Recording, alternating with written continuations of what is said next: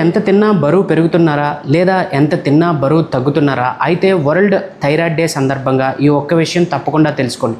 మెడ భాగంలో ఉండే చిన్న సీతాకోక చిలక ఆకారపు గ్రంథే థైరాయిడ్ గ్రంథి. ఇది చిన్నదే కావచ్చు, కానీ మనం బాడీ మెటబాలిజాన్ని కంట్రోల్ చేసే పవర్ హౌస్ లాంటిది. ఇందులో ముఖ్యంగా 2 సమస్యలు ఉన్నాయి.